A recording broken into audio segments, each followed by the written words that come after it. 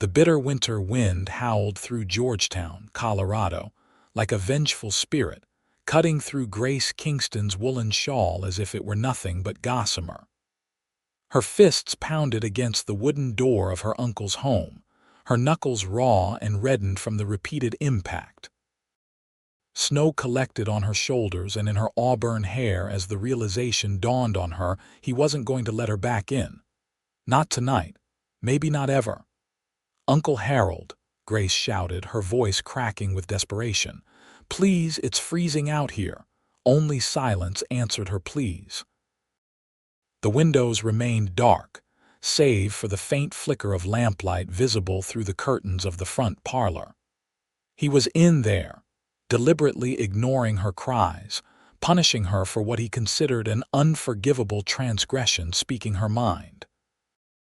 It was 1876, and women, especially unmarried ones dependent on the charity of relatives, were expected to be demure and agreeable. Grace had been neither this evening. When Uncle Harold had announced at dinner that he'd arranged for her to marry Mr. Patton, the aging widower who owned the general store, she had refused outright. At 38 years her senior, with yellowing teeth and wandering hands, Mr. Patton inspired nothing but revulsion in Grace. "I would rather die alone than marry that man," she had declared at the dinner table. Her uncle's face had reddened to a dangerous shade. "You ungrateful little fool. After all I've done for you since your parents died. This is how you repay my generosity." Grace had stood her ground. "I am grateful for your roof and your food, Uncle, but I cannot sell myself into a loveless marriage to repay a debt." That's when he'd grabbed her by the arm, dragged her to the door, and pushed her outside into the snowy night, locking the door behind her. "Perhaps a night in the cold will adjust your attitude," he had hissed through the door. That had been over an hour ago. The temperature was dropping rapidly, and Grace could no longer feel her toes inside her thin house slippers. She hadn't even been allowed to grab her coat or proper boots. The dress she wore was suitable for a warm parlor, not the cruel February night of the Colorado mountains. Georgetown was quiet at this hour, most sensible folks already tucked into their beds. The mining town, nestled in the mountains west of Denver, was prosperous enough but small. Everyone knew everyone's business, and by tomorrow, word would spread that Harold Kingston had locked his orphan niece out in the cold for defying his marital arrangements. Grace stumbled away from the house, no longer able to stand still as the cold seeped into her bones. She needed to find shelter or she wouldn't survive the night. The saloon would still be open, but a respectable woman couldn't enter such an establishment alone, especially at night. The church was locked, as was the schoolhouse where she occasionally helped teach the younger children. Her vision blurred as snowflakes caught on her eyelashes. The street before her seemed to tilt and sway. She was so cold that she was beginning to feel warm again, a dangerous sign, she knew. Her mother had told her stories of mountain men who fell asleep in snowbanks, feeling comfortable and warm, never to wake again. As Grace rounded the corner, heading vaguely in the direction of Mrs. Holloway's boarding house, hoping the kind widow might take pity on her, she collided with something solid and warm. Strong hands steadied her as she stumbled backward. "Whoa there, miss," a deep voice said. "Are you all right?" Grace looked up into the concerned face of a man she didn't recognize. He was tall, broad-shouldered, with a strong jaw partially obscured by a neatly trimmed beard. Under his wide-brimmed hat, keen eyes studied her with concern. Her teeth chattered so violently she could barely form words. "I need help." The stranger took in her appearance, the indoor dress, the thin slippers, the lack of a proper coat, and his expression darkened. "You're half frozen," he said, shrugging off his heavy duster coat and wrapping it around her shoulders in one fluid movement. The sudden warmth made her gasp. "What in God's name are you doing out in this weather dressed like that?" "My uncle," she managed, "locked me out. I wouldn't. I refused to." She couldn't continue as a violent shiver racked her body. "Questions can wait," the man decided, his voice firm but gentle. "We need to get you warm and quick." Without warning, he swept Grace up into his arms. She was too cold to protest, her body instinctively turning toward his warmth. "I'm staying at Thompson's Inn," he explained, striding purposefully through the snow. "It's just up ahead. My name's Ryder Garrett." "Grace," she murmured against his chest, the wool of his shirt rough against her cheek. "Grace Kingston." The walk to Thompson's Inn took only minutes, but to Grace, drifting between consciousness and a dangerous lethargy, it seemed both instantaneous and eternal. She was vaguely aware of Ryder pushing through the door, of a startled exclamation from someone inside, of being carried up a flight of stairs. "What happened to her?" a woman's voice asked. "Found her wandering in the storm, Mrs. Thompson," Ryder replied. "Hardly dressed for it. I think she needs a doctor. Dr. Miller's out at the Henderson place, their boys got the croup. Won't be back till morning likely. Then I need hot water, blankets, and something warm for her to drink when she can manage it. I'll bring them right up, Mr. Garrett." Grace felt herself being laid gently on a soft surface, a bed. The coat was carefully removed from around her shoulders, but before she could protest the loss of warmth, several thick blankets replaced it. "Miss Kingston," Ryder's voice came from somewhere above her. "Grace, can you hear me?" She forced her eyes open. He was leaning over her, his face etched with worry. The room behind him was simple but clean, a rented room at the inn with a small fire crackling in the hearth. "Yes," she whispered. "Thank you. Don't thank me yet. We need to warm you up properly." His hands, large but surprisingly gentle, took one of hers and began to rub it between his palms. "Your fingers are like ice." A knock at the door announced Mrs. Thompson's arrival with the requested items. Ryder took the steaming basin of water and set it on the bedside table. "I brought some of my chamomile tea with honey," the innkeeper said, placing a mug next to the basin. "And extra blankets. Poor thing looks half dead." "Thank you, Mrs. Thompson," Ryder said. "Should I stay and help?" the older woman asked, eyeing Grace with motherly concern. "It ain't proper, you being alone with her." Grace wanted to laugh at the notion of propriety now when she'd nearly frozen to death, but she couldn't summon the energy.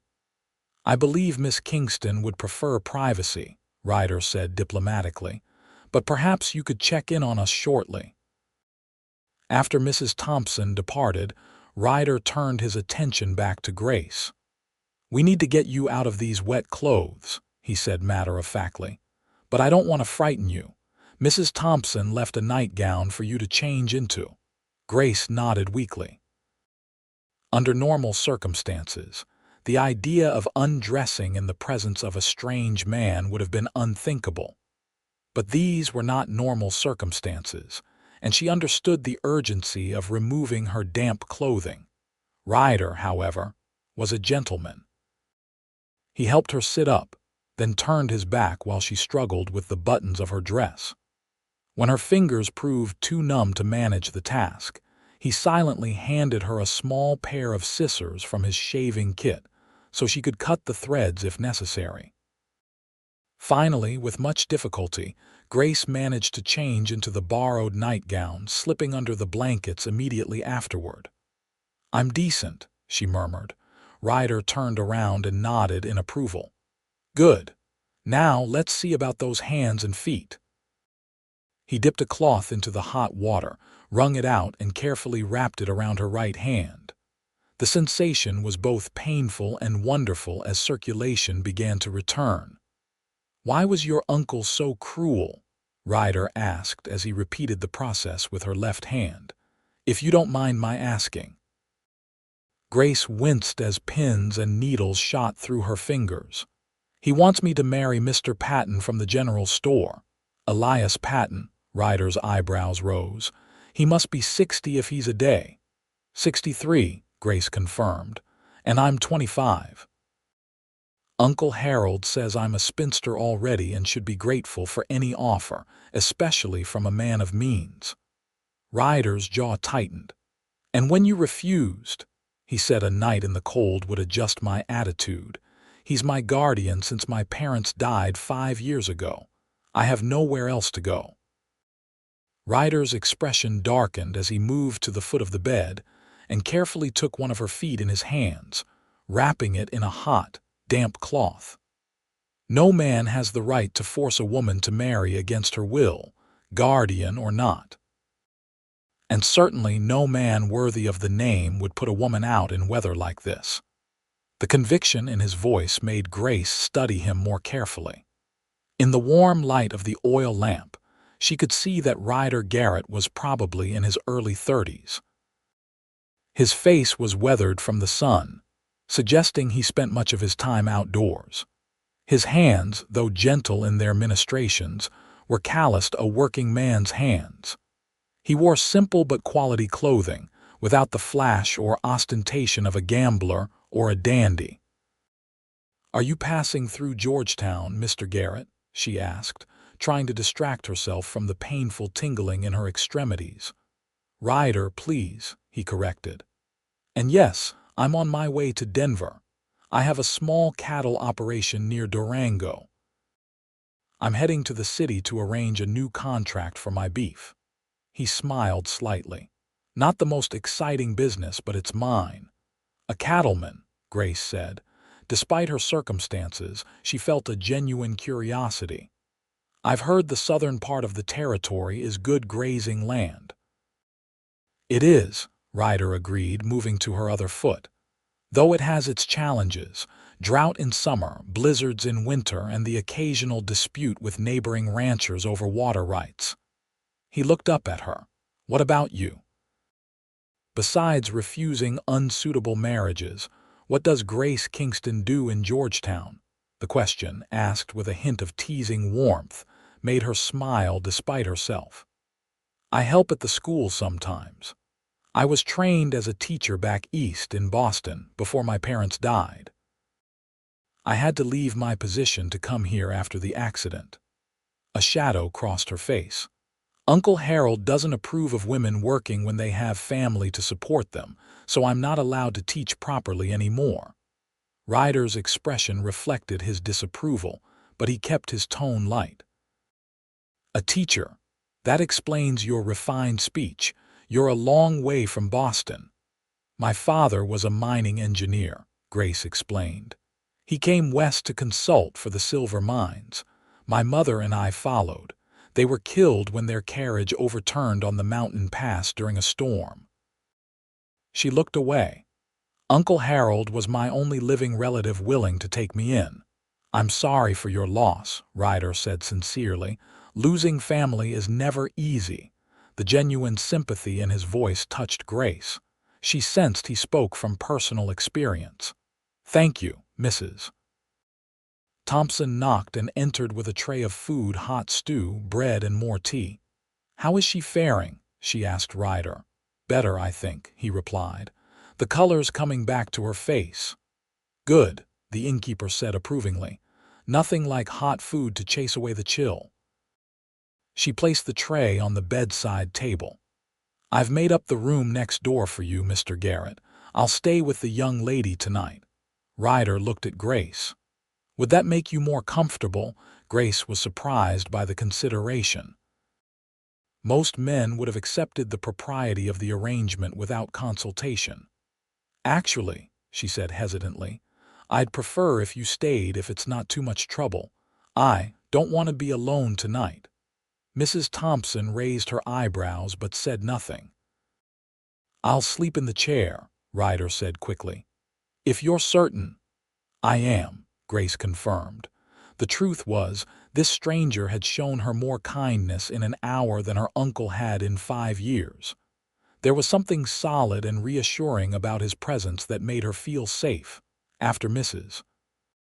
Thompson departed, looking slightly scandalized but understanding, Ryder helped Grace sit up enough to eat the stew. The rich broth warmed her from the inside, and by the time she'd finished half the bowl, she felt more like herself again. Better? Ryder asked, taking the bowl when she indicated she was finished. Much, Grace said. I don't know how to thank you properly. You may well have saved my life tonight. Ryder waved away her thanks. Any decent man would have done the same. No, Grace said firmly. They wouldn't have. Most would have directed me to the sheriff's office or the church steps and continued on their way, their conscience clear that they'd done the Christian thing without inconveniencing themselves. Ryder's mouth quirked in a half-smile. You have a sharp mind and a sharper tongue, Miss Kingston. I imagine that's part of what got you in trouble with your uncle. It is a failing of mine, Grace admitted. I speak my mind too freely. My mother always said it would be my undoing. I wouldn't call honesty a failing, Ryder said, settling into the chair beside the bed. Refreshing, maybe. Uncommon, certainly, but not a failing. Grace studied him thoughtfully. You're not what I expected from a cattleman, Mr. Garrett. No. His eyes crinkled with amusement. And what did you expect? A rough-talking, tobacco-spitting cowpoke who can barely string two words together. Something like that, Grace admitted with a small smile. I disappoint you then. There was a teasing light in his eyes that made Grace's heart beat a little faster. Not at all, she said. Just the opposite. A comfortable silence fell between them, broken only by the crackling of the fire. Grace felt her eyelids growing heavy as warmth and exhaustion overtook her. Sleep, Ryder said softly. You're safe now. We can figure out what to do about your situation in the morning. Grace wanted to protest, to stay awake and talk more with this intriguing man, but her body had other ideas. As she drifted into sleep, her last coherent thought was that fate had a strange way of working. Being locked out in the cold might have been the best thing that had ever happened to her. When Grace woke the next morning, sunlight was streaming through the window. For a moment, she was disoriented, uncertain where she was or how she'd gotten there. Then the events of the previous night came rushing back. Uncle Harold locking her out, wandering through the snow, being rescued by a stranger named Ryder Garrett. She turned her head to find Ryder still in the chair beside her bed, though he had dozed off, his head tilted at an angle that would surely give him a crick in his neck. In the clear light of day, she could see him more distinctly. His face was handsome in a rugged way, with laugh lines around his eyes suggesting he smiled often. His hair was a rich brown with hints of copper where the sun caught it. Despite the awkward position, there was something peaceful in his expression as he slept. Not wanting to wake him, Grace carefully sat up in bed. She was surprised to find that she felt relatively well, considering her ordeal. Her fingers and toes were tender but functional, and while she had a slight headache, she otherwise felt normal. The movement, slight as it was enough to rouse Ryder. His eyes opened immediately, alert despite having just woken. When he saw Grace sitting up, a smile spread across his face. "Good morning," he said, his voice rough with sleep. "How are you feeling?" "Much better, thank you," Grace replied, "though I'm sorry you had to spend the night in that uncomfortable chair." Ryder stretched, wincing slightly as his neck protested. "I've slept in worse places," he assured her. "The important thing is that you've recovered. I was worried about you last night." There was a knock at the door, and Mrs. Thompson entered with a tray of breakfast eggs, bacon, biscuits, and coffee. The older woman looked relieved to see Grace sitting up. "Thank heavens," she said, placing the tray on the table. "I was afraid we'd need to fetch Dr. Miller after all. How are you feeling, dear?" "Much improved," Grace said sincerely. "Thanks to your kindness and Mr. Garrett's quick action." Mrs. Thompson nodded approvingly. "Well, eat up. Nothing restores strength like a proper breakfast." She turned to Ryder. I've taken the liberty of having your things moved to the room next door, sir, since you gave up your quarters for the young lady." "Thank you, Mrs. Thompson," Ryder said. "That's very considerate." After the innkeeper left, Ryder poured coffee for both of them while Grace arranged herself more comfortably against the pillows. The domesticity of the moment struck her as oddly natural, though by all social conventions, it was highly improper for her to be alone with this man, especially in a bedchamber. "We need to discuss what happens next," Ryder said, handing her a cup. "Your uncle will not have changed his mind," Grace interrupted, her expression hardening.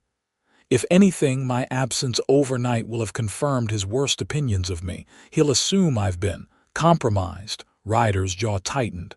"That's unfair, but accurate," Grace sighed. "Uncle Harold sees women as either virtuous or fallen, with nothing in between. A respectable woman who spends the night away from home without a chaperone must be the latter in his view."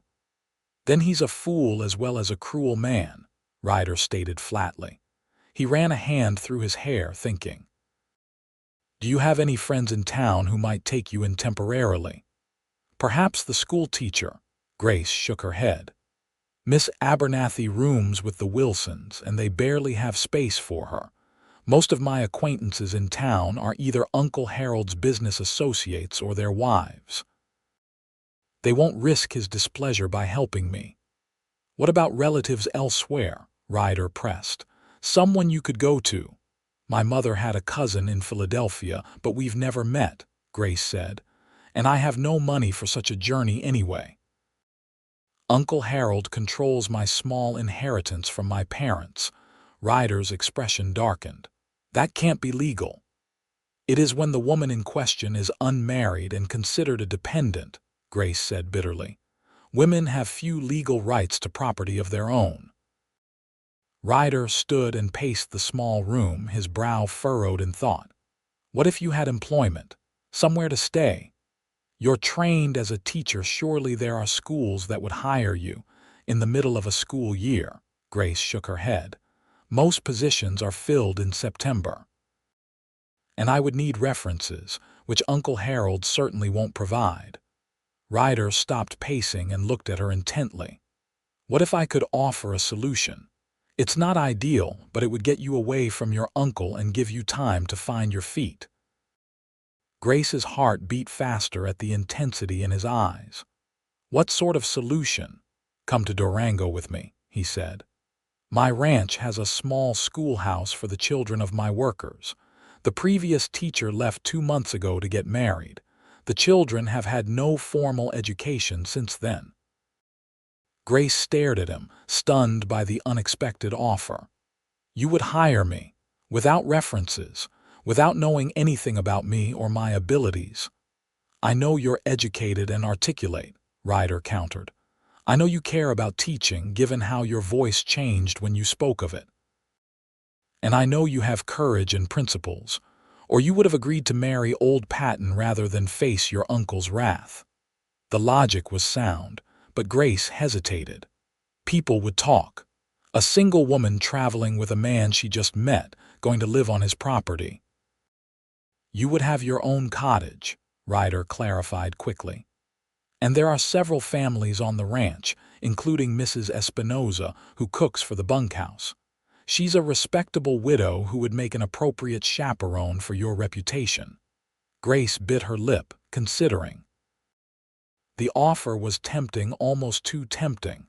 A chance to teach again, to be independent, to escape Uncle Harold's oppressive household. "Why would you do this for me?" she asked finally. "You don't know me." Ryder's expression softened. "Maybe I recognize something in you, Grace Kingston. A spark that shouldn't be snuffed out by men who fear a woman with a mind of her own." He paused. "Or maybe I just can't stand the thought of you being forced into marriage with a man 3 times your age." Grace studied him, trying to detect any hidden motives in his offer. She found none, only sincerity and a kind of quiet determination. "I need to think about it," she said finally. "It's a generous offer, but not one to be taken lightly." "Of course," Ryder agreed. I'm not leaving until tomorrow morning. Take today to consider, but he hesitated. Where will you stay tonight? You can't go back to your uncle. Before Grace could answer, there was a commotion from downstairs, raised voices, including one she recognized all too well. Her face paled. That's Uncle Harold, she whispered. He must have discovered where I am. Ryder moved swiftly to the door, opening it just as heavy footsteps pounded up the stairs. Harold Kingston appeared in the hallway, his face flushed with anger, Mrs. Thompson trailing behind him looking distressed. I tried to stop him, the innkeeper said apologetically to Ryder. He insisted on seeing his niece immediately. There she is, Harold boomed, spotting Grace in the bed. His eyes narrowed as they shifted to Ryder. And who might you be, sir? The man who has compromised my niece's virtue and reputation. Ryder drew himself up to his full height, his voice level but steel-edged. I'm the man who saved your niece's life after you locked her out to freeze to death. Harold had the grace to look momentarily abashed, but he recovered quickly. A necessary lesson in obedience that seems to have backfired spectacularly. Instead of learning her place, she has further disgraced herself by spending the night with a stranger. Uncle Harold, Grace began, her voice stronger than she expected.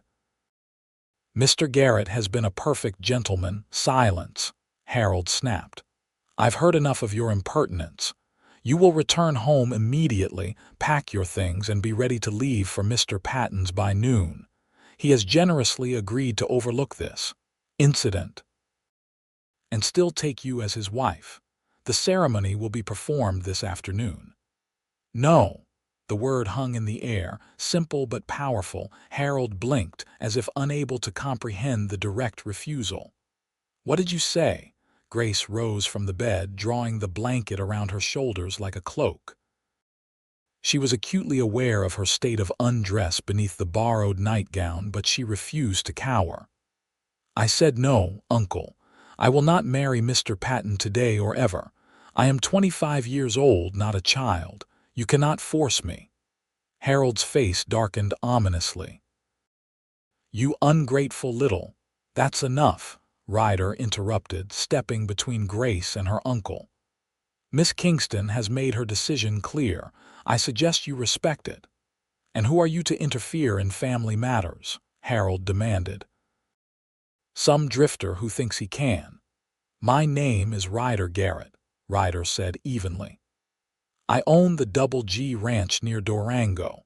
I'm a businessman here to negotiate contracts with the Denver and Rio Grande Railroad, and I've offered Miss Kingston a position as a teacher for the children on my ranch.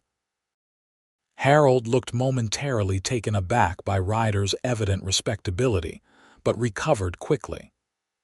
A position that conveniently removes her from her family and places her under your influence. How transparent. No decent woman would accept such an arrangement. Many decent women work as teachers, Grace countered, and I have accepted Mr. Garrett's offer. The decision crystallized as she spoke the words. I am going to Durango. Harold's eyes narrowed. You have no money, no possessions except what I have provided. I have the education and skills my parents gave me, Grace replied, and the strength they taught me to value. She straightened her shoulders. I would appreciate the return of my personal items, my mother's jewelry, my books, my clothing. But if you refuse, I will leave with nothing but what I'm wearing. The determination in her voice seemed to finally penetrate Harold's anger. He stared at his niece as if seeing her for the first time not as a dependent to be controlled, but as a woman with a will of her own. You'll regret this, he said finally.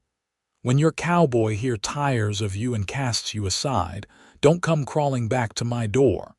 Mr. Garrett has offered me employment, not courtship, Grace said firmly, and I would sleep in the street before I return to your house. Harold looked from Grace to Ryder, then to Mrs. Thompson, who was watching the scene with undisguised fascination. Very well, he said stiffly. I'll send your things over this afternoon. After that, you are no longer my responsibility. Your parents would be ashamed of your behavior." The barb struck home, but Grace refused to show it. "My parents taught me to think for myself and to stand up for what's right. I believe they would understand." Harold gave her one last contemptuous look before turning on his heel and stomping down the stairs. The front door of the inn slammed moments later. A heavy silence fell over the room.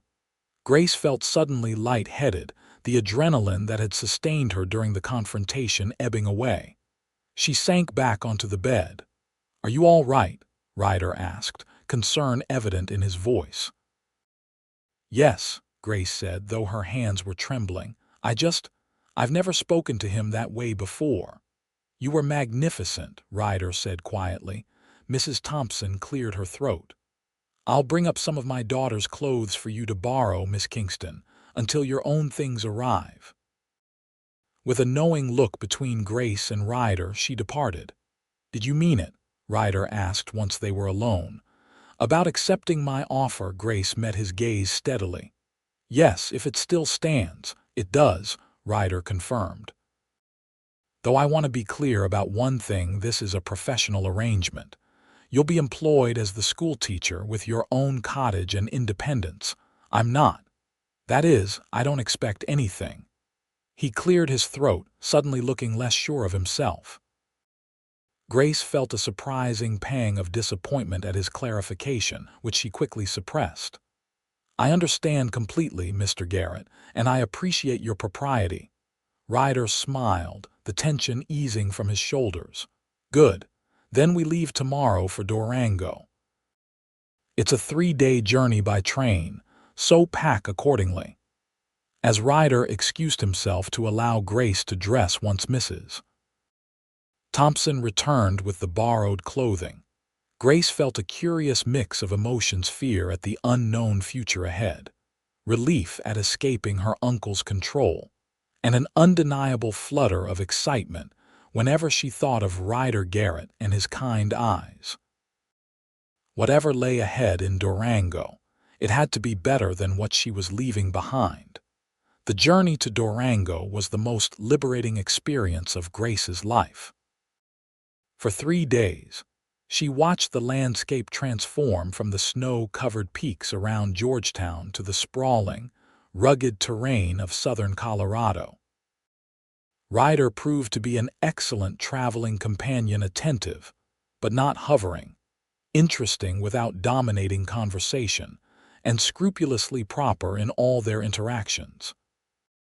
He told her about his ranch during the journey, a modest but prosperous operation with 50 head of cattle, several acres of crops, and a small but dedicated group of workers, many of whom lived on the property with their families.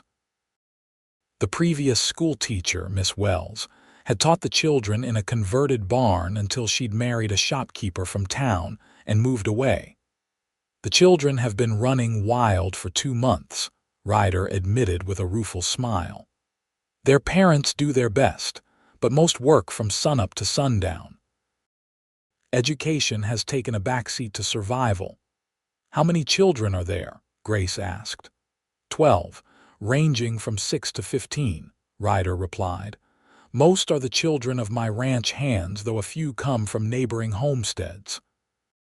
It's a mixed group, some Mexican, some white, a couple of half-Indian children whose father works for me as a tracker." Grace was intrigued by the diversity. "And they all attend school together. That's unusual," Ryder shrugged. "Out here, practicality often trumps convention. These families need their children educated, and pooling resources for one teacher makes sense." By the time they arrived in Durango, Grace felt she had a good understanding of what awaited her.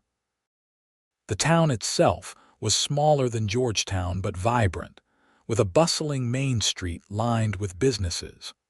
Ryder pointed out landmarks as they rode in the wagon he'd arranged to transport them to the ranch.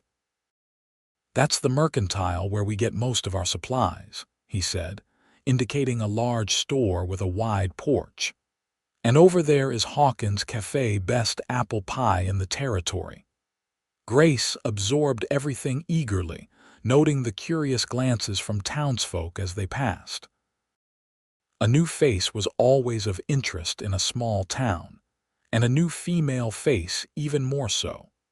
The Double G Ranch was located about 5 miles outside of Durango, set in a wide valley with mountains visible in the distance.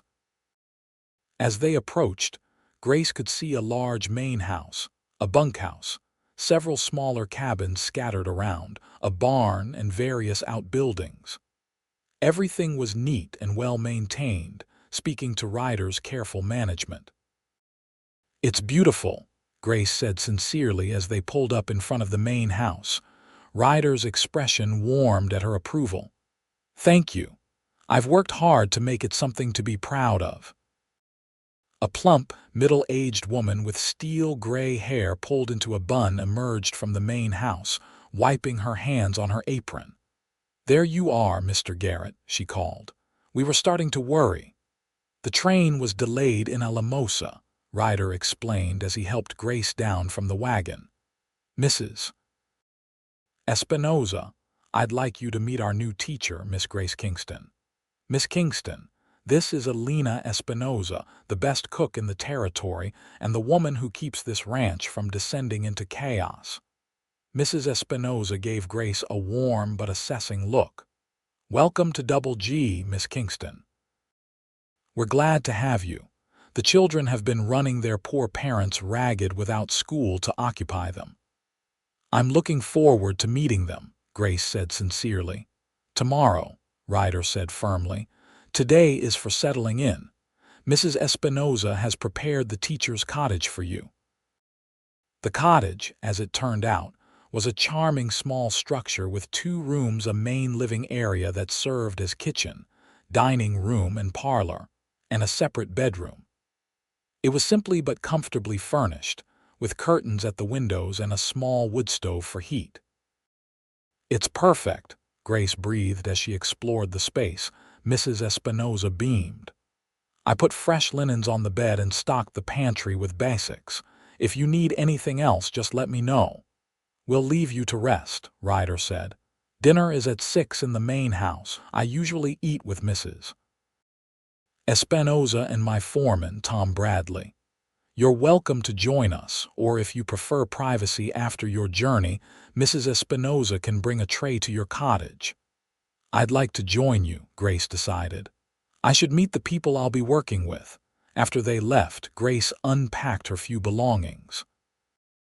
True to his word, Uncle Harold had sent her things to the inn in Georgetown, her clothes, books, and her mother's jewelry, along with a terse note stating that she was no longer welcome in his home. The finality of it had stung, but the freedom it represented more than compensated. Dinner that evening was a relaxed affair. Tom Bradley, the foreman, was a weathered man in his 40s with a quiet competence about him. He welcomed Grace without fuss, asking practical questions about when school would start and whether she needed anything for the schoolhouse. "The building's sound enough," he told her, "but it could use a woman's touch inside. Miss Wells had it fixed up nice, but it's gotten a bit rough since she left." "I'd like to see it tomorrow," Grace said, "and meet the children if possible." "I'll arrange it," Ryder promised. Most of the families are eager to get their children back to learning. They'll bring them to the schoolhouse if we send word. As the meal progressed, Grace found herself repeatedly drawn to Ryder. There was something compelling about the way he ran his ranch firm but fair, treating his employees with genuine respect rather than condescension. He listened when others spoke, considered their opinions, and made decisions thoughtfully. It was such a stark contrast to Uncle Harold's tyrannical approach that Grace could hardly believe both men occupied the same world. Her uncle saw those who worked for him as inherently inferior, worthy only of orders and occasional grudging acknowledgement when they exceeded expectations. Ryder seemed to view his people as partners in a shared enterprise, each with valuable contributions to make. After dinner, Ryder walked Grace back to her cottage. The night was clear, the stars blazing overhead in a way they never seemed to in the more populated Georgetown. "It's breathtaking," Grace said, pausing to look up at the vast expanse of sky. "One of the best things about living out here," Ryder agreed, following her gaze. "No matter how difficult the day has been, the stars remind me how small our problems really are." Grace glanced at him, curious. "Do you have many difficult days?" Ryder's smile was a bit rueful. "Ranching isn't for the faint-hearted. Drought, disease, predators, market fluctuations, there's always something challenging your livelihood. But the good days make it worthwhile." "What makes a good day for Ryder Garrett?" Grace asked, genuinely interested. He considered this for a moment. "A healthy herd, rain when we need it, seeing the people who work for me content and prosperous." He looked at her then, his expression softening. "Helping someone who deserves a fresh start." The sincerity in his voice made Grace's heart beat faster. "Thank you," she said quietly, "for everything." "You don't need to keep thanking me," Ryder said. "You're doing me a favor by teaching the children. This is a mutually beneficial arrangement." They had reached her cottage door. Grace turned to face him, suddenly aware of how close they were standing in the darkness. "Nevertheless," she said, "I'm grateful. Not everyone would have stopped to help a stranger that night in Georgetown." "I'm glad I did," Ryder said softly. For a moment, Grace thought he might say more or perhaps even move closer. Instead, he took a deliberate step back, tipping his hat slightly. "Good night, Miss Kingston. Sleep well." "Good night, Mr. Garrett." As Grace entered her cottage and closed the door behind her, she leaned against it, her heart still racing. She had only known Ryder Garrett for 4 days, but already he had completely upended her carefully ordered world. The troubling part was that she didn't mind at all. The next morning, Grace rose early, eager to see the schoolhouse and meet her future pupils. Ryder arrived at her cottage just after breakfast, looking comfortable and at ease in his working clothes denims, a checked shirt, and a well-worn leather vest. "Ready to see your new domain?" he asked with a smile. The schoolhouse was a short walk from the main cluster of ranch buildings. As Tom Bradley had described, it was a converted barn, but sturdier and more finished than Grace had imagined. The exterior had been painted white, with actual glass windows installed along the sides to allow in plenty of light. Inside, the space was open and airy, with 2 rows of simple desks facing a larger desk at the front. A blackboard hung on the wall, and bookshelves mostly empty lined the back wall. It was basic but functional, and Grace could immediately see its potential. "What do you think?" Ryder asked, watching her reaction closely. "It's wonderful," Grace said honestly. "Much better than I expected. It just needs some organization and perhaps some decorations to make it more inviting." "I'm glad you approve." Ryder seemed genuinely pleased. "I've sent word to the families that school will resume tomorrow. I hope that gives you enough time to prepare." Grace nodded. "I'll need to assess what books and supplies are available and get a sense of each child's education level. But yes, we can start tomorrow." They spent the next hour inventorying the schoolhouse. The previous teacher had left behind some readers, arithmetic books, and a few maps, though they were somewhat outdated. Grace made notes of additional items she would need. "I'll order whatever you require from the mercantile in town," Ryder promised. "Just make me a list." By midday, families began arriving with their children, eager to meet the new teacher. Grace was struck by the diversity of her future pupils' Mexican children with bright dark eyes, fair-haired children of Ryder's Anglo workers, and as Ryder had mentioned, 2 half-Ute children whose father worked as a tracker for the ranch. Each family welcomed her warmly, though some of the children regarded her with suspicion or shyness. Grace made a point to speak directly to each child, learning their names and asking about their interests. Maria Sanchez, at 15, was the oldest student and clearly bright. "I want to be a teacher someday like you," she confided to Grace when her parents weren't listening. 8-year-old James Bradley, the foreman's son, proudly announced he could already read whole chapters from the Bible without help. "Pa says I'm smart as a whip," he declared. The Ute children, Sarah and Joseph Blackfeather, were more reserved, watching Grace with careful, assessing eyes. Their father, Daniel, explained that they spoke both English and Ute at home. "They're caught between two worlds," he said quietly. "Education will help them navigate both." By the end of the day, Grace felt both exhausted and exhilarated. The challenge of teaching such a diverse group of children at different educational levels was daunting, but exciting.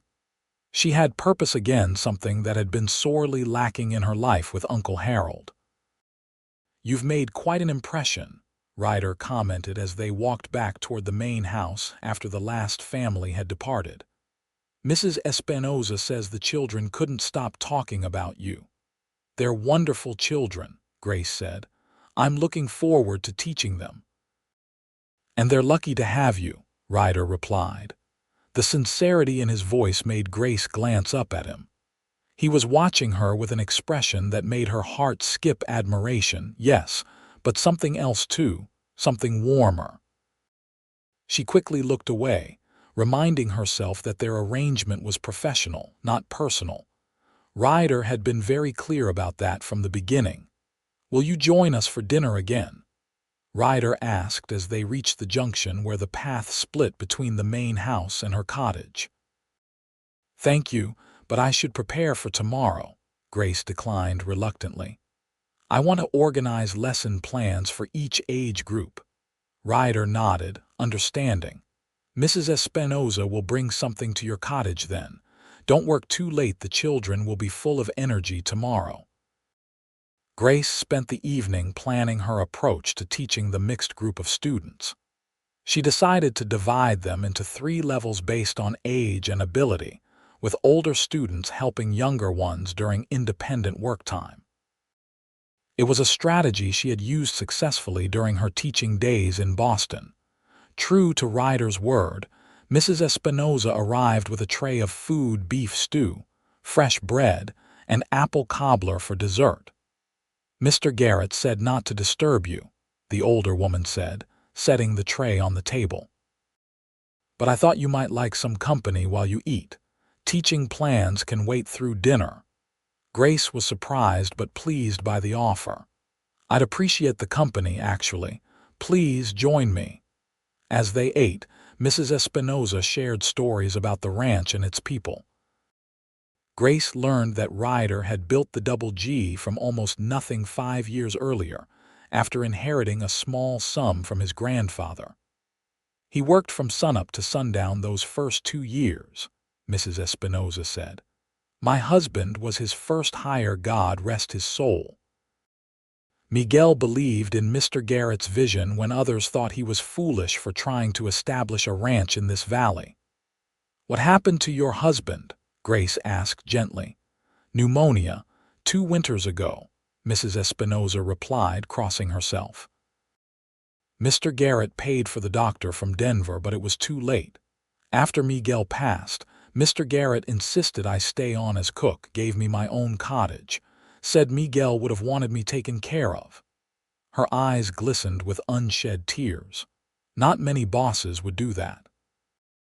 Grace was touched by the story. "He seems like a good man." "The best," Mrs. Espinoza agreed firmly. Then, with a hint of mischief in her eyes, she added, "And not hard to look at either, no." Grace felt her cheeks warm. "Mrs. Espinoza," the older woman laughed. "I may be old, but I'm not blind." "And neither are you, Miss Kingston." Her expression grew more serious. "The ranch needs a woman's touch. Mr. Garrett needs someone to share his life with."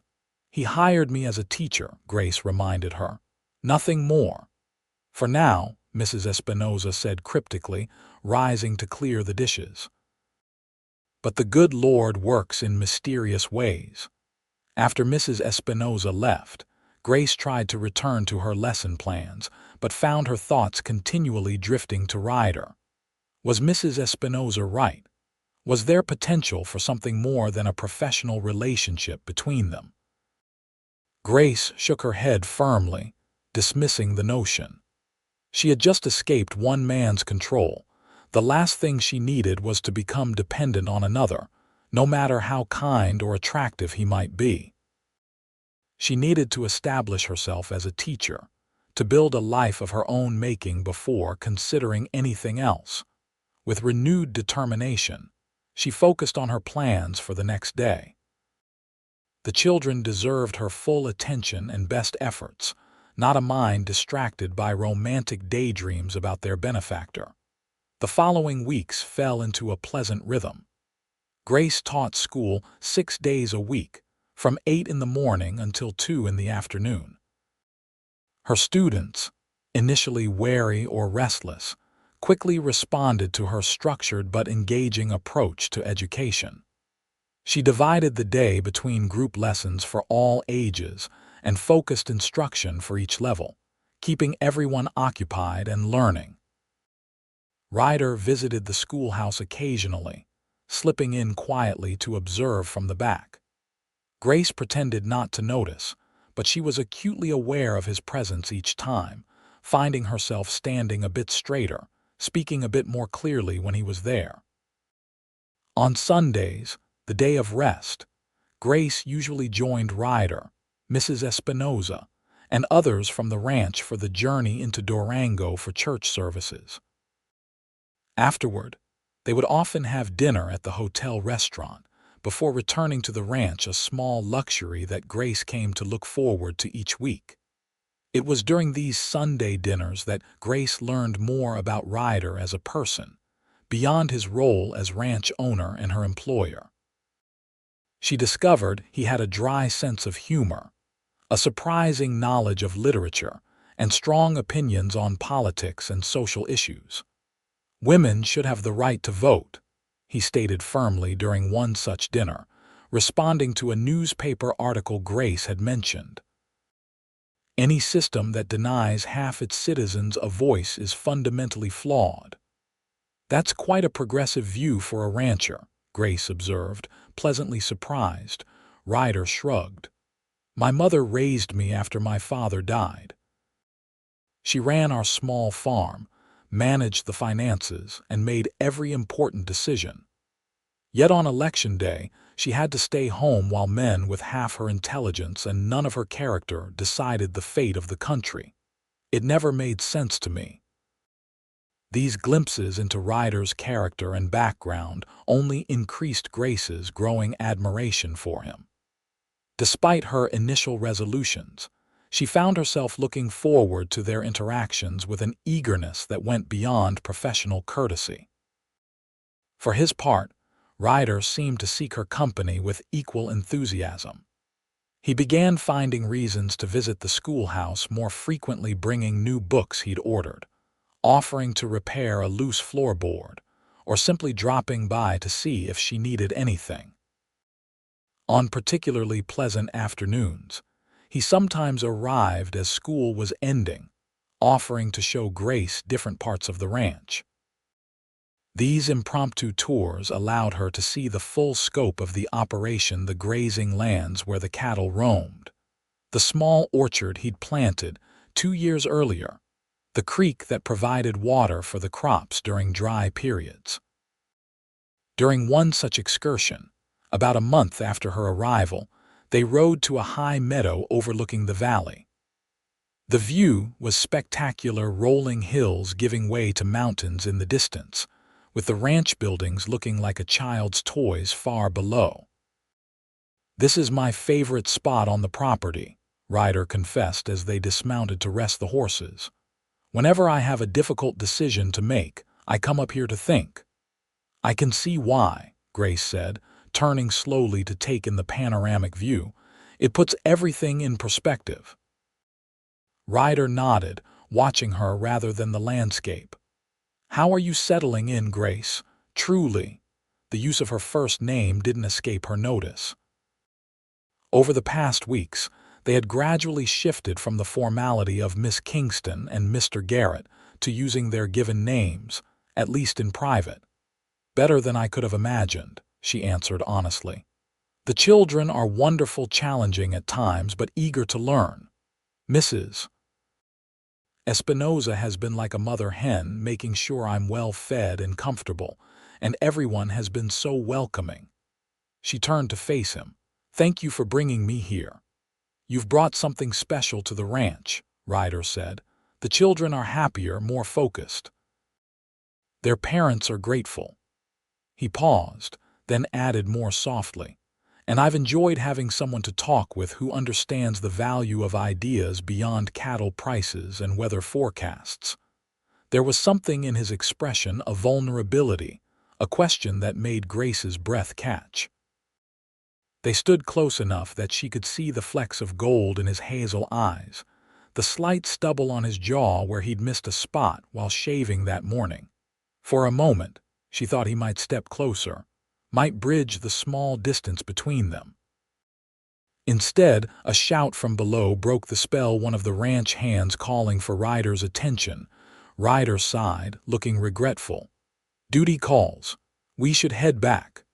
The moment passed, but something had shifted between them.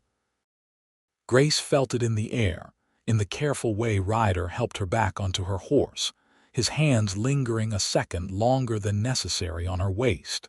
As they rode back to the ranch, Grace found herself wondering if Mrs. Espinosa had been right after all.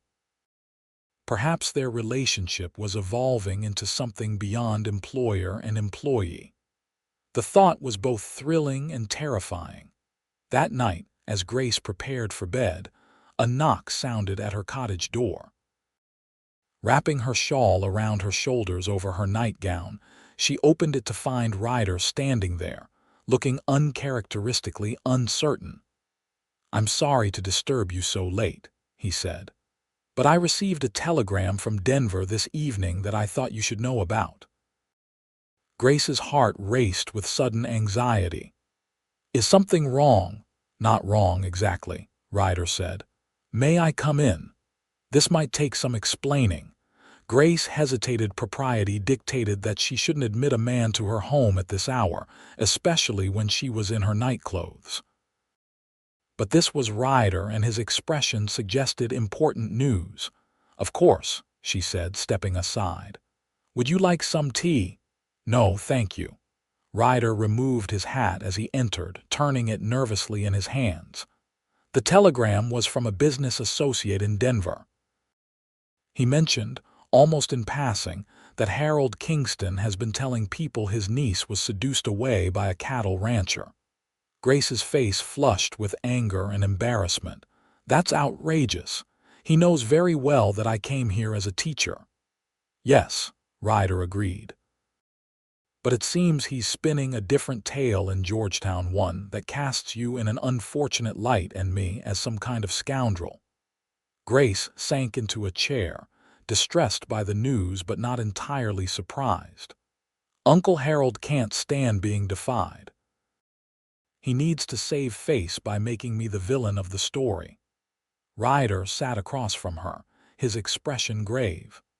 "I'm concerned about how this might affect you if it spreads. Your reputation, my reputation, is already compromised in Georgetown," Grace interrupted. "The moment I left with you, regardless of the circumstances, the gossips would have had their say." "Still," Ryder insisted, "we should consider how to address this, if word reaches Durango." "What do you suggest?" Grace asked. Ryder hesitated, then spoke carefully. "There is one solution that would silence the rumors completely. It would protect your reputation and clarify our relationship in a way no one could question." Grace's heart began to race as she realized what he was suggesting. "Ryder." "Marriage," he said simply. "It would transform what some might see as a scandalous arrangement into a respectable one." Grace stared at him, stunned by the proposal. "You want to marry me to protect my reputation?" "That's not the only reason," Ryder said quickly. I've grown to care for you, Grace, deeply. These past weeks, getting to know you, seeing your kindness with the children, your intelligence, your spirit, I've never met anyone like you." He leaned forward, his eyes intent on hers. "I believe we could build a good life together, a partnership based on mutual respect and affection." "Affection," Grace repeated, the word feeling insufficient for the emotions swirling within her. "More than affection," Ryder amended, his voice lowering. "But I didn't want to presume. I know you came here seeking independence, not another man to determine your fate." Grace studied him, this man who had rescued her from the cold, who had given her purpose and freedom, who had consistently treated her as an equal rather than a possession or a burden. Was this proposal merely a solution to a problem, or was it something he truly wanted? "If we married," she said carefully, "would I continue teaching?" "Of course," Ryder replied without hesitation. "If that's what you wish. Nothing would change regarding your position at the school and in our personal life." "Would you expect a traditional marriage where the husband makes all decisions?" Ryder shook his head. "I've never believed in that model. My parents had a true partnership, and that's what I would want with you. Your voice would be equal to mine in all matters." Grace's heart softened at his words, so different from Uncle Harold's views on a woman's proper place. Still, she hesitated. "This is sudden," she said. "I need time to consider." "Of course," Ryder agreed immediately. "Take all the time you need. The offer stands regardless of your uncle's rumors." He rose to leave. "I should go. It's late and this has given you much to think about." At the door, he paused and turned back to her. "Whatever you decide, Grace, know that I respect you and value your independence. I would never want to compromise that." After he left, Grace sat for a long time, considering his proposal. Marriage would indeed solve the problem of her reputation, but was that reason enough to enter such a serious commitment? And yet, there was more to it than pragmatism. She had grown to care for Ryder, to admire and respect him. When they were together, she felt alive in a way she never had before. Was that love? Could it become love given time? Grace slept little that night, her mind churning with thoughts of Ryder, of marriage, of what her future might hold on the Double G Ranch, not just as the schoolteacher, but as its mistress. Morning brought clarity. As Grace watched the sunrise from her cottage window, she realized that fear was holding her back, fear of making another mistake, of exchanging one form of dependence for another. But Ryder had proven himself different from Uncle Harold in every way that mattered. He valued her mind, respected her choices, and treated her as an equal. By the time she arrived at the schoolhouse to prepare for the day's lessons, Grace had made her decision. She would accept Ryder's proposal not out of necessity or gratitude, but because she wanted a future with this man who had shown her what true respect looked like. The school day passed in a blur of arithmetic problems and reading lessons. Grace found it difficult to focus, her mind repeatedly drifting to the conversation she would have with Ryder that evening. When the last child had departed, Grace remained at her desk, organizing books and papers.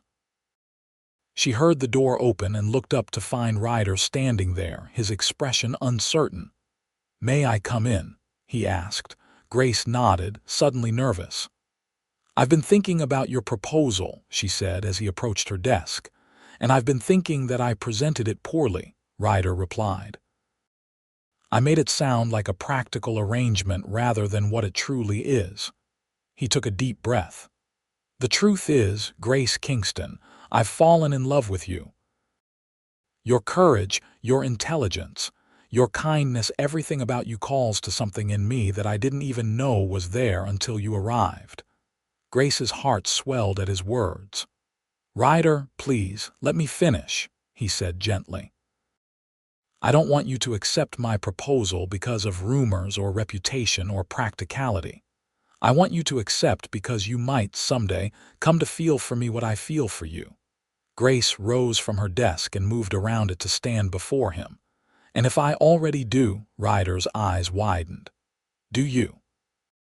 "I think I began falling in love with you that night in Georgetown," Grace admitted, "when you wrapped me in your coat and carried me through the snow. Not because you rescued me, but because you really saw me when everyone else in my life had been looking through me for years." Ryder stepped closer, his hands gently taking hers. "Then say yes, Grace. Marry me, be my partner in everything, this ranch, the school life." "Yes," Grace whispered. "I will marry you, Ryder Garrett." His smile was radiant as he pulled her into his arms, holding her close as if she were precious beyond measure. When he finally lowered his head to kiss her, Grace felt as though her entire life had been leading to this moment, this man, this place, this profound connection that felt like coming home. The kiss was gentle at first, almost reverent, but quickly deepened into something more passionate. Grace had been kissed before, awkward, fumbling encounters with young men in Boston, but nothing had prepared her for the intensity of Ryder's kiss, for the way it seemed to awaken every nerve ending in her body. When they finally parted, both breathing heavily, Ryder rested his forehead against hers. "I've been wanting to do that for weeks," he confessed. "Why didn't you?" Grace asked, her fingers playing with the hair at the nape of his neck. "I didn't want you to think I had ulterior motives in bringing you here," Ryder explained. "I wanted you to feel secure in your position, independent of any personal feelings between us." His consideration only confirmed for Grace that she had made the right decision. This man, who thought so carefully about her comfort and security, was nothing like the controlling men she had known before. "When shall we be married?" she asked. "As soon as you wish," Ryder replied, "though I imagine the ladies of the ranch will want time to plan a proper celebration." Grace smiled at the thought. "I don't need anything elaborate, just you and perhaps our friends here at the ranch to witness." "Then 2 weeks from Sunday," Ryder suggested. "After church, Reverend Michaels can perform the ceremony and we can have a celebration here at the ranch afterward." "Perfect," Grace agreed.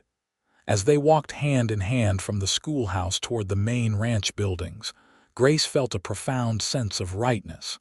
She had come to Colorado seeking independence and had found something even more valuable, a partnership based on mutual respect and love.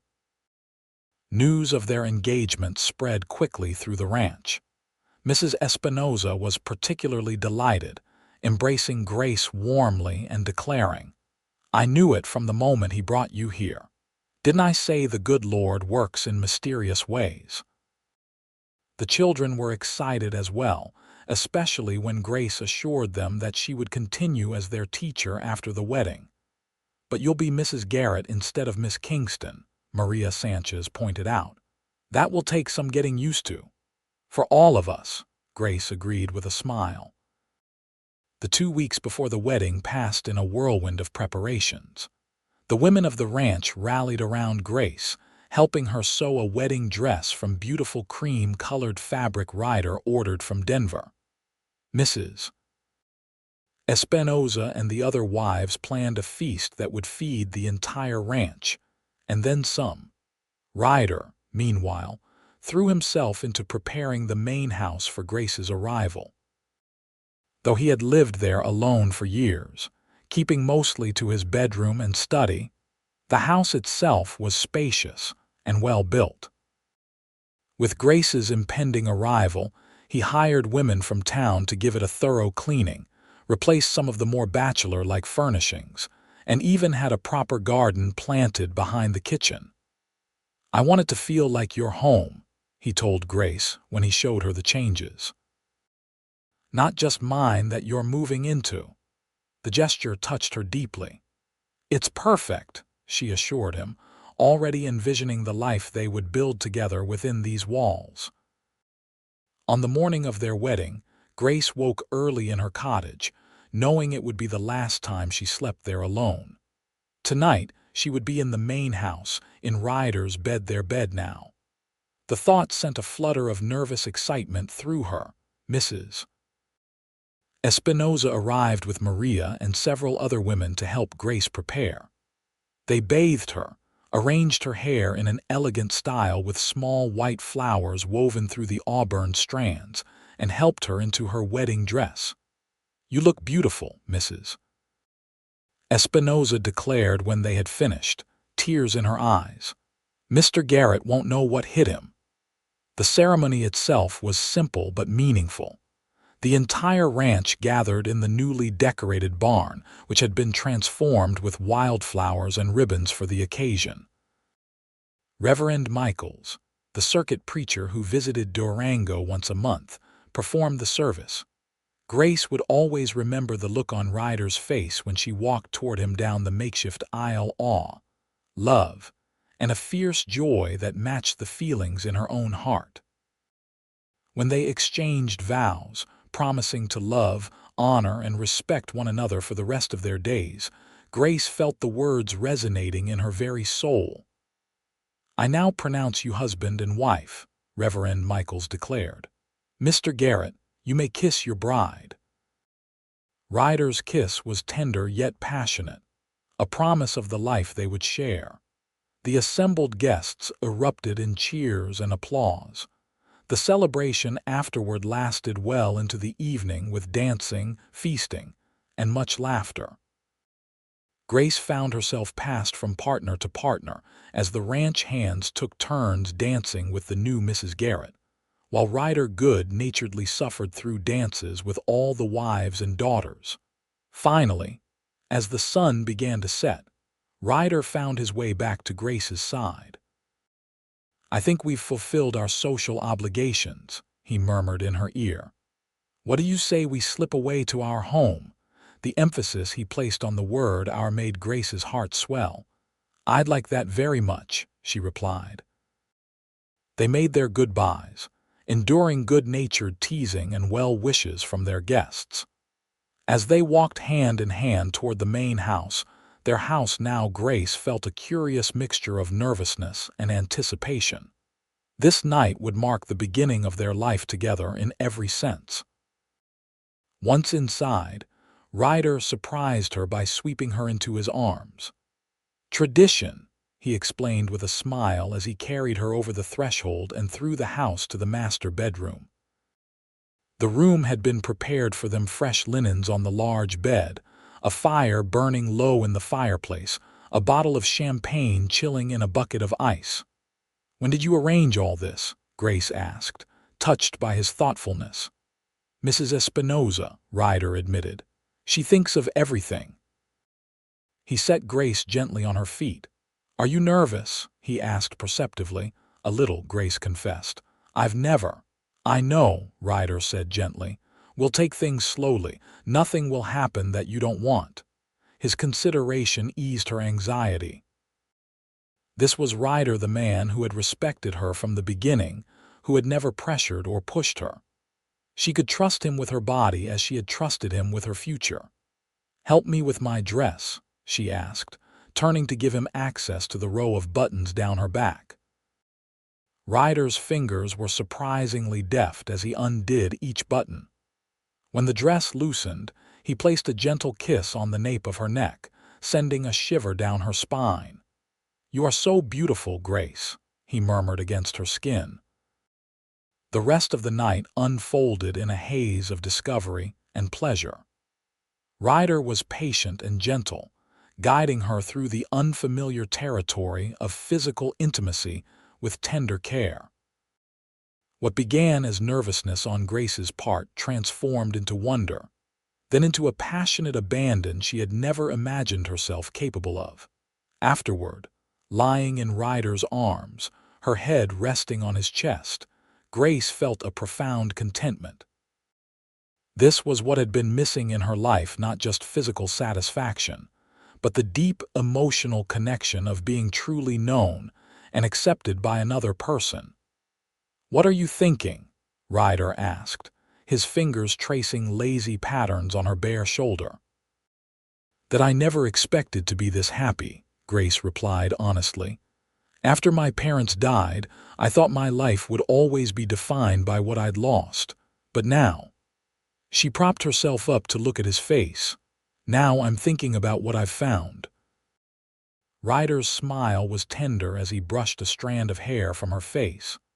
"We've both found something precious," he said. "A partnership, a future, a love that will only grow stronger with time." As Grace settled back against him, listening to the steady beat of his heart, she knew he was right. What had begun in the bitter cold of a Georgetown winter had blossomed into something beautiful and lasting here in the warmth of their shared bed, where Grace could speak her mind freely and be loved all the more for it. Over the next year, Grace and Ryder settled into the rhythms of married life. Grace continued teaching at the schoolhouse, while also taking on new responsibilities as the mistress of the Double G Ranch. Under her influence, the main house transformed from a bachelor's functional quarters into a true home, warm, inviting, and often filled with visitors. She established a weekly tradition of Sunday dinners after church, inviting the ranch families to join them at the main house. These gatherings became a cherished institution, strengthening the sense of community among those who lived and worked on the ranch. Ryder, true to his word, treated Grace as a full partner in all aspects of their life together. He consulted her on business decisions, valued her opinions on ranch matters, and supported her efforts to improve education for the children in their care. About 6 months after their wedding, Grace received a letter from Georgetown that surprised her. It was from Mrs. Holloway, the kind widow who had shown concern for her that fateful night when Ryder found her in the snow. "I thought you should know," the letter read, "that your Uncle Harold suffered a stroke last month. He is much diminished, confined to a wheelchair and unable to speak clearly. Mr. Patton has taken over management of his business affairs. There is talk in town that he has changed his will to leave everything to the church, having no family he considers worthy of his legacy." Grace showed the letter to Ryder that evening as they sat in their parlor, she with her needlework, he with his ledgers. "How do you feel about this news?" Ryder asked after reading it. Grace considered the question carefully. "I pity him," she said finally. "Not for his physical condition, though that is certainly tragic, but for his bitterness. He's alone now, with no one who truly cares for him, because he was unable to see women to see me as anything but property to be controlled." Ryder set aside the letter and took her hand. "Would you want to visit him? Try to reconcile?" "No," Grace said decisively. "Some bridges, once burned, cannot be rebuilt. I wish him no ill, but I have no desire to re-enter his life. My home, my family, is here with you." Ryder squeezed her hand, understanding in his eyes. "Speaking of family," he said, his tone shifting to something warmer, more intimate. "Have you given any more thought to when we might start one of our own?" Grace smiled, setting aside her needlework. "As a matter of fact, I have news on that front." Ryder's eyes widened. "Grace, are you saying, Dr. Williams confirmed it yesterday," Grace said, her hand moving instinctively to her still flat stomach. "We're going to have a baby, probably in late summer." The joy that bloomed on Ryder's face was something Grace would never forget. He swept her into his arms, holding her as if she were made of the finest china, before placing the gentlest of kisses on her lips. "A baby," he whispered in wonder. "Our child." "The first of several, I hope," Grace said, her heart full as she watched her usually composed husband blink back tears of happiness. "How many are you thinking?" Ryder asked, his hand joining hers over her stomach. "At least 3, Grace decided. "I was an only child until I lost my parents. I'd like our children to have siblings to lean on, to love, to fight with and make up with." 3 it is, then." Ryder agreed with a grin. "Though I reserve the right to negotiate for more if they are all as wonderful as their mother." The news of Grace's pregnancy spread quickly through the ranch, bringing a wave of excitement and good wishes. Mrs. Espinosa immediately appointed herself guardian of Grace's health, ensuring she ate properly and rested adequately. The children at school were fascinated, especially the younger ones who asked increasingly awkward questions about how the baby got in Mrs. Garrett's tummy. As her body changed with the growing life inside her, Grace continued teaching, though she made concessions to her condition. Ryder insisted on driving her to and from the schoolhouse instead of letting her walk, and Maria Sanchez, now 16, began taking on more responsibilities in preparation for serving as a temporary teacher after the baby arrived. "You're a natural," Grace told the girl after watching her successfully lead the younger children through their reading lesson. "You'll make an excellent teacher someday." Maria beamed at the praise. "It's because of you, Mrs. Garrett. You showed me that a woman can be educated and respected for her mind." The words touched Grace deeply. She had come to the Double G Ranch seeking only employment and escape, but had found so much more: a home, a husband, and the chance to influence young lives in meaningful ways. As summer approached and her pregnancy advanced, Grace reluctantly agreed to step back from her teaching duties. Maria took over the daily lessons under Grace's supervision, coming to the main house each afternoon to plan the next day's activities. Ryder, meanwhile, hovered attentively, both proud of and concerned for his pregnant wife. He read every book on childbirth and infant care he could find, peppered Dr. Williams with questions during checkups, and began renovating a room adjacent to their bedroom into a nursery. "You don't need to do everything yourself," Grace chided gently when she found him painting the nursery walls a soft yellow. "You have men who could do this." "I want to," Ryder insisted. "This is for our child. I want my hands to have made it ready." The simple statement encapsulated so much of what Grace loved about her husband: his desire to personally contribute to their family's well-being, his willingness to take on any task, no matter how humble, if it benefited those he loved. Their son, Thomas Harold Garrett, was born on a hot August afternoon after a difficult labor that lasted nearly 20 hours. Grace, exhausted beyond anything she had ever experienced, watched through tears of joy as Ryder held their newborn for the first time, his large hands cradling the tiny form with infinite gentleness.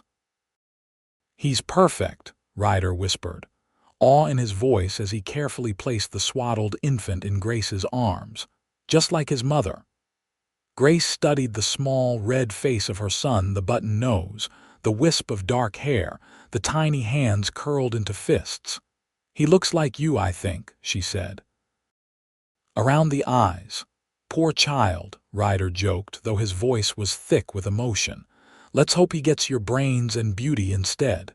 "Harold?" Grace asked, referring to the middle name they had chosen. "Are you sure, after how my uncle treated me?" Ryder sat carefully on the edge of the bed. "You chose it," he reminded her. "You said despite everything, he was still family, and family connections matter. That showed me, once again, the size of your heart." He brushed a tendril of sweat-dampened hair from her forehead. "Besides, names are what we make of them. Our son will give new meaning to the name Harold, one of compassion and strength rather than bitterness and control." As Grace recovered from the birth, the ranch community rallied around the new family. Mrs. Espinosa practically moved into the main house, cooking, cleaning, and offering the benefit of her experience with 4 children of her own. The ranch wives took turns bringing meals and helping with household tasks. Even the older children from the school came to visit, bringing small handmade gifts for the baby and offering to read to Grace while she nursed. By the time Thomas was 2 months old, Grace had developed a comfortable routine.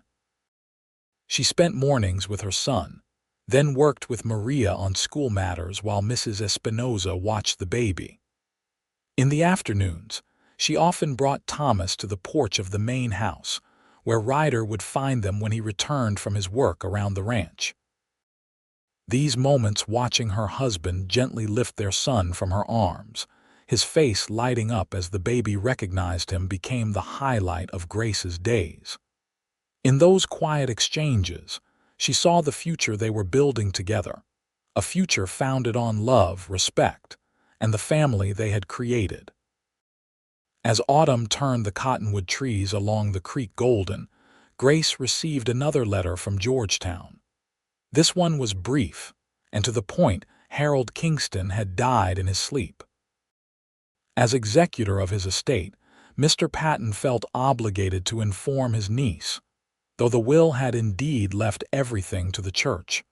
Grace read the letter twice, then set it aside, her emotions complicated. She felt no grief for the man who had treated her so callously, yet there was a certain sadness for the relationship that might have been, had he been a different sort of man. "Are you all right?" Ryder asked that evening, finding her on the porch, Thomas sleeping in her arms as she rocked gently. "Yes," Grace said, looking up at her husband. "I was just thinking about how differently my life might have turned out if Uncle Harold had been kinder, or if you hadn't found me that night in the snow." Ryder sat beside her, his arm coming around her shoulders. "I thank God every day that I was in the right place at the right time," he said. "Though I suspect a woman with your strength and determination would have found her way to something better regardless." Grace leaned into him, drawing comfort from his solid presence. "Perhaps. But I'm glad it was you who helped me find that way." She looked down at their sleeping son. "Everything good in my life now began with that moment when you wrapped me in your coat and carried me through the snow." "Everything good in my life began then too," Ryder said softly, "though I didn't realize it at the time." As they sat together on the porch of their home, their son sleeping peacefully between them, Grace reflected on the journey that had brought her here. From the bitter cold of rejection to the warmth of true partnership, from silence enforced to a voice respected and valued, it had been a journey of liberation in every sense. "I love you," she said simply, the words containing all the gratitude and joy she felt. "And I love you," Ryder replied, pressing a kiss to her temple, "more with each passing day." The sun set behind the mountains, painting the sky in shades of pink and gold.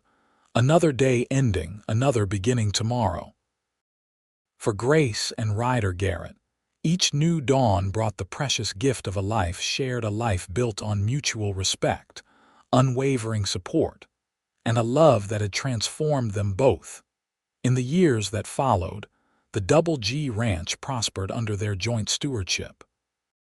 Grace eventually returned to teaching, but on a schedule that allowed her to balance her professional calling with her growing family. Thomas was joined by a sister, Eleanor, 2 years later, and another brother, James, 2 years after that. The schoolhouse expanded to accommodate more children from neighboring ranches and farms, gaining a reputation for excellent education that drew families from as far as Durango to settle nearby. Maria Sanchez, after completing her own education in Denver with Ryder and Grace's support, returned to teach alongside her mentor. Ryder's cattle business grew steadily, weathering the inevitable droughts, harsh winters, and market fluctuations through careful management and innovation. With Grace's encouragement, he diversified the ranch's activities, adding sheep and expanding the orchards to create additional sources of income. But beyond the material success, it was the quality of their partnership that defined the Garrett's life together. They faced challenges as a united front, celebrated victories as a shared joy, and raised their children to value respect, education, and the courage to speak their minds. On cold winter nights, when the wind howled outside much as it had on that fateful evening in Georgetown, Grace would often think about how close she had come to a very different life. Sometimes, as they sat before the fire after the children were asleep, she would share these thoughts with Ryder. "Do you ever wonder what might have happened if you'd taken a different route that night?" she asked on one such evening, nearly 10 years into their marriage. Ryder considered the question, his hand absently stroking her hair as she rested against him. "Sometimes," he admitted. "But then I look at you, at our children, at everything we've built together, and I know that some things are simply meant to be." Grace smiled, turning her face up to his. A romantic notion from such a practical man. "You've made me a romantic," Ryder countered, dropping a kiss on her upturned lips. "One of your many accomplishments, Mrs. Garrett." As their lips met in a deeper kiss, Grace reflected that perhaps he was right. Perhaps some things were indeed meant to be, not in a way that diminished human choice or effort, but in a way that recognized that sometimes, even in the coldest moments, warmth and love were waiting just around the corner, if only one had the courage to keep moving forward. For Grace, that courage had led her from a locked door in the frigid winter of Georgetown to an open heart in the warmth of Durango, a journey she would make again without hesitation, knowing the happiness that awaited at its end.